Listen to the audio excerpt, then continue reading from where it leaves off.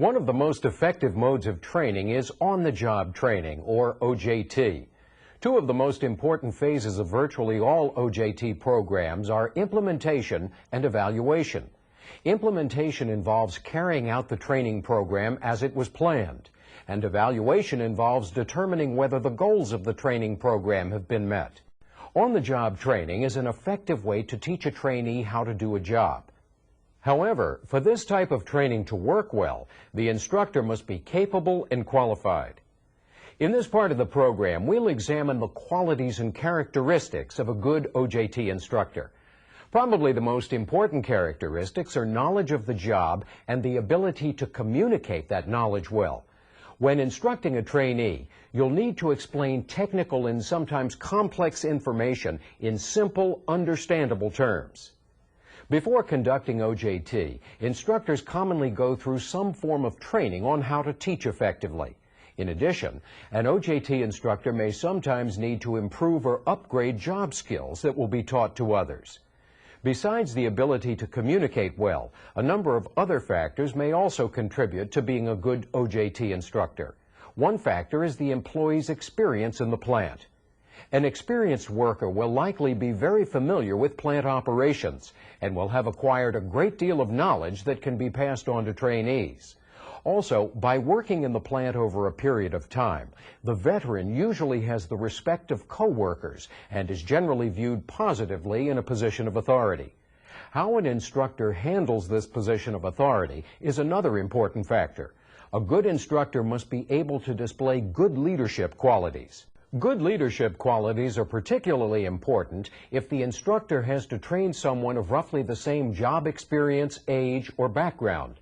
This type of situation can become awkward and counterproductive if the instructor is not an effective leader. An effective OJT instructor is one who can help a trainee learn without taking advantage of the position of authority. Another factor is the instructor's overall attitude. If you don't have a positive attitude, you may set a bad example for the trainee, and if so, you won't be an effective teacher. When instructing trainees, an OJT instructor should be objective and attempt to teach all trainees equally. You should make a conscious effort not to play favorites. During OJT, the trainee will have to get accustomed to having someone looking over his shoulder and watching his every move. One of your goals as an OJT instructor is to create a comfortable environment in which the trainee can learn.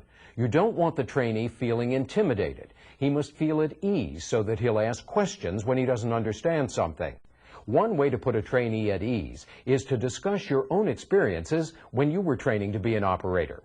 Admitting that you may not have done everything flawlessly right off the bat will reassure the trainee that mistakes are part of the learning process. So encourage him to ask questions on anything that he's unsure about. And if one of his questions stumps you, don't be ashamed to admit it. Just let him know you'll check into it and get back to him. As an OJT instructor, you may be teaching trainees who have virtually no background knowledge, so don't take anything for granted. Depending on their abilities, different trainees will progress at different rates.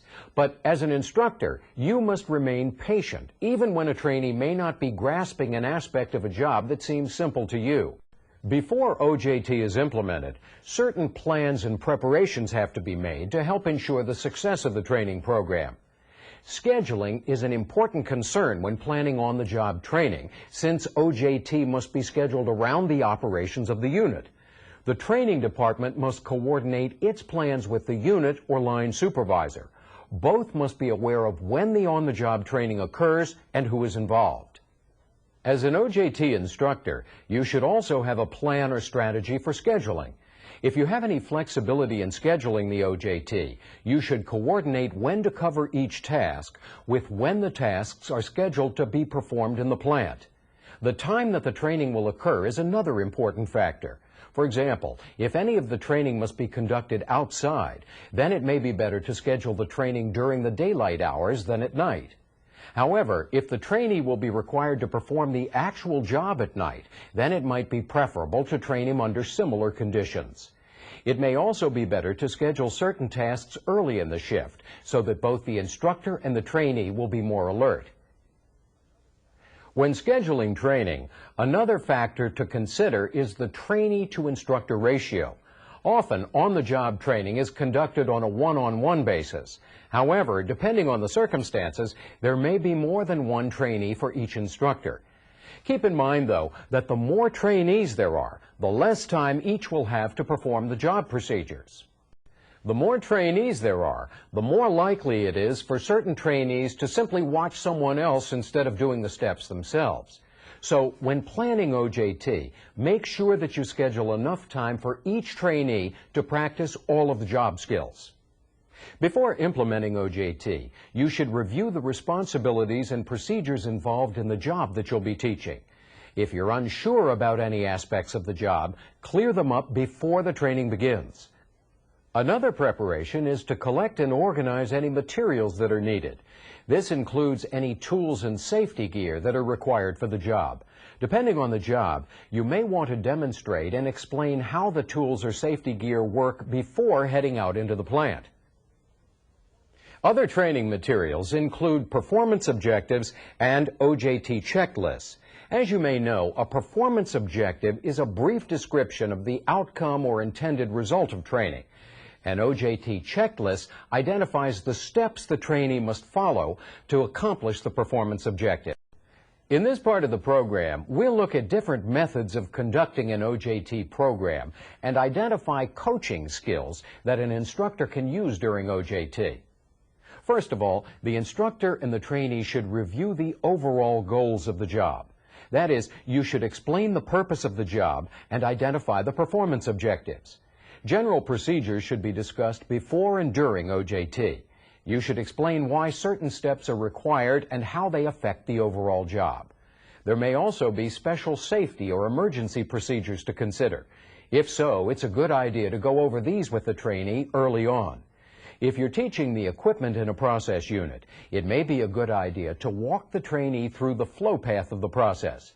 By doing this, the trainee will become acquainted with the different components in the system and get a basic idea of how they fit together. In addition, you may want to have the trainee get actively involved in the learning.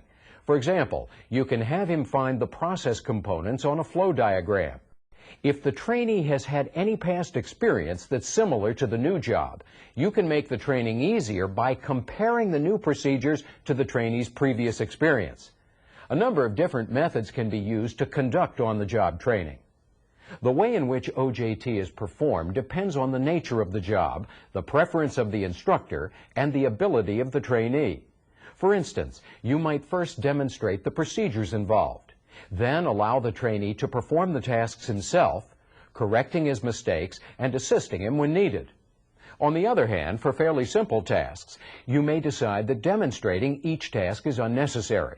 You may simply explain how to do each step and then have the trainee perform the job himself under your supervision. One technique you can use to teach a long, complex job is to break the job down into smaller, separate tasks. In this way, the trainee will only need to focus on learning one set of job tasks at a time. He won't feel as overwhelmed as he would if he had to learn the whole job at once. Regardless of the training method used, an OJT instructor is like a coach, so you should apply good coaching skills. In general, you will want to instill confidence in the trainee.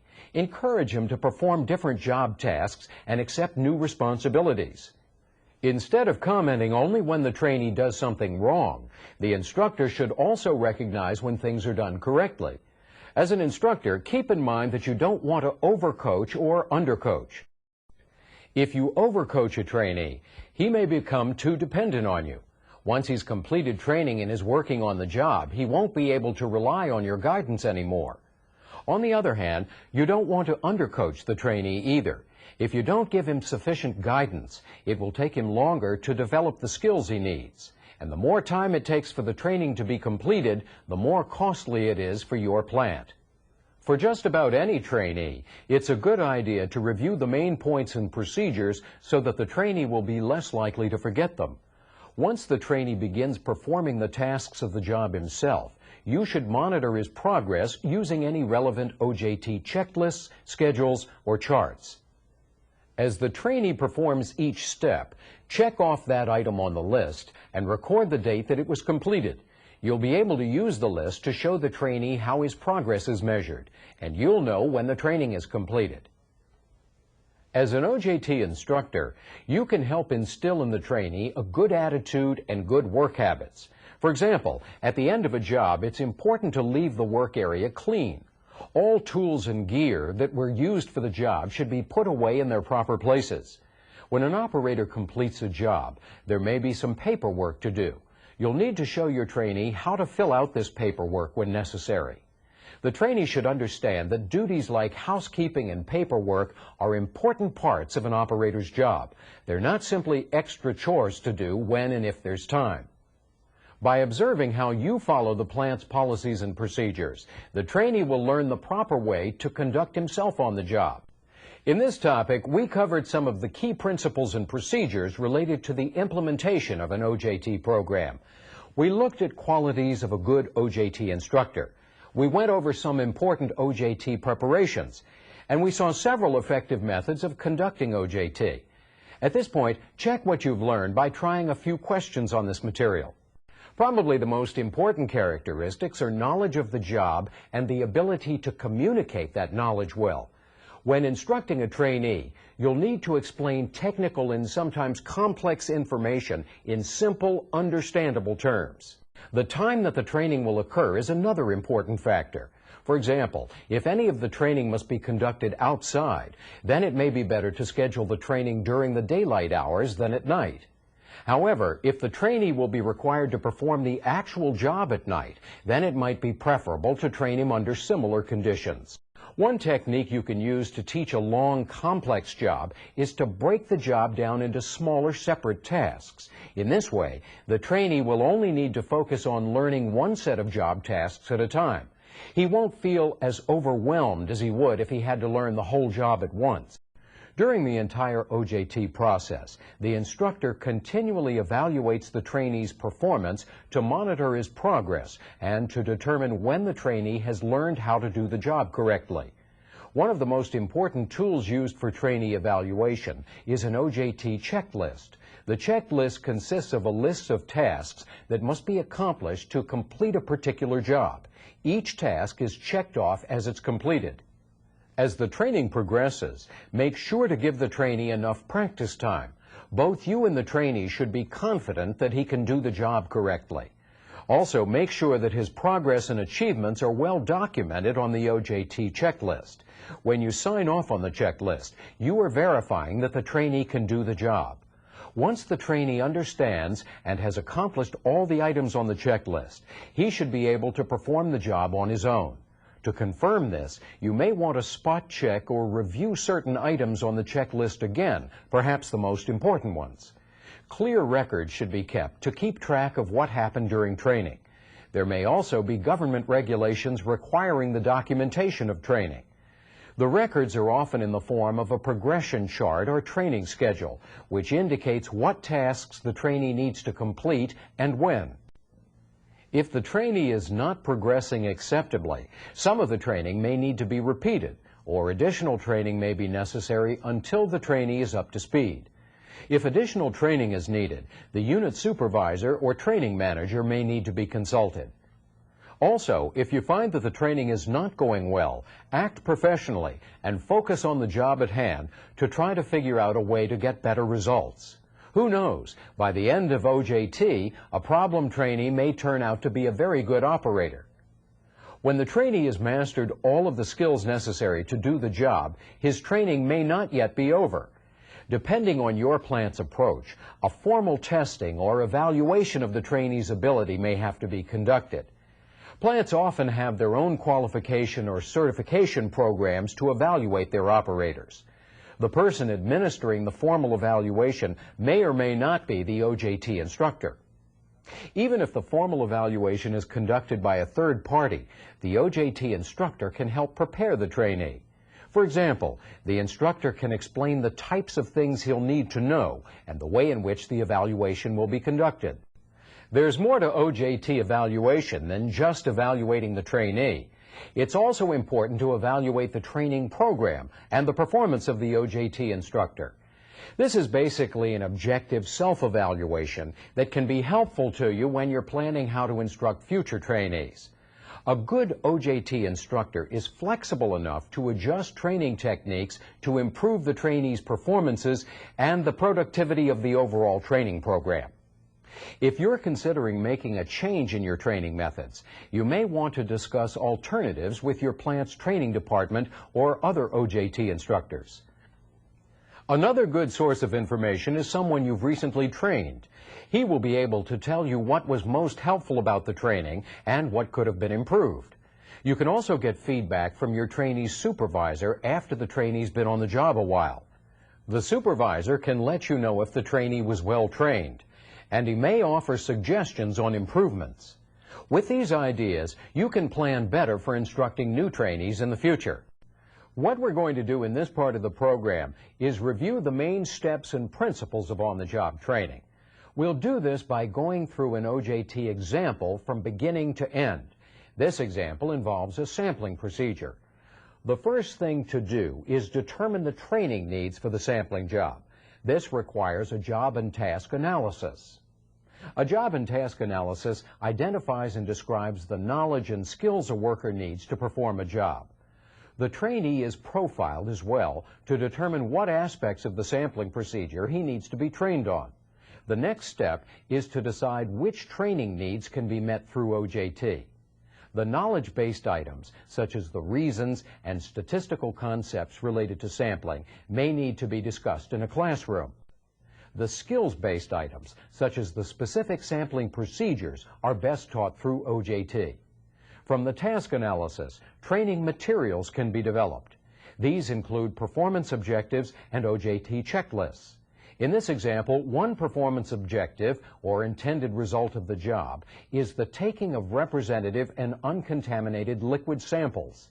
And these are some of the checklist steps that have to be done to meet the performance objective. Training is implemented even before a sample is taken.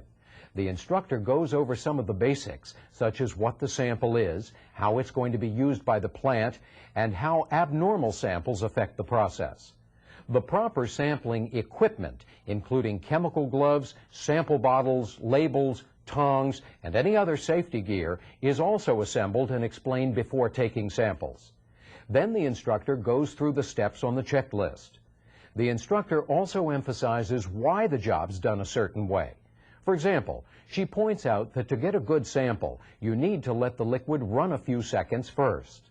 The instructor also stresses that it doesn't take much to contaminate a sample, so details like rinsing the bottle thoroughly and putting the cap on right away are important. Then the trainee's given a chance to take a sample. The instructor documents and evaluates his performance by checking off the items on the checklist and determines whether the performance objectives are met. The trainee may also be given a written test on sampling as part of his evaluation. Finally, the OJT program itself, including the instructor, is evaluated to determine the effectiveness of the program. In this topic, we looked at the last major step in a typical OJT program, evaluation. We saw how to evaluate the trainee, the instructor, and the OJT program as a whole. Then we tied everything together by reviewing the entire OJT process. Take some time now to answer the practice questions for this topic. During the entire OJT process, the instructor continually evaluates the trainee's performance to monitor his progress and to determine when the trainee has learned how to do the job correctly. One of the most important tools used for trainee evaluation is an OJT checklist. The checklist consists of a list of tasks that must be accomplished to complete a particular job. Each task is checked off as it's completed. There's more to OJT evaluation than just evaluating the trainee. It's also important to evaluate the training program and the performance of the OJT instructor. This is basically an objective self-evaluation that can be helpful to you when you're planning how to instruct future trainees. A good OJT instructor is flexible enough to adjust training techniques to improve the trainee's performances and the productivity of the overall training program. The first thing to do is determine the training needs for the sampling job. This requires a job and task analysis. A job and task analysis identifies and describes the knowledge and skills a worker needs to perform a job.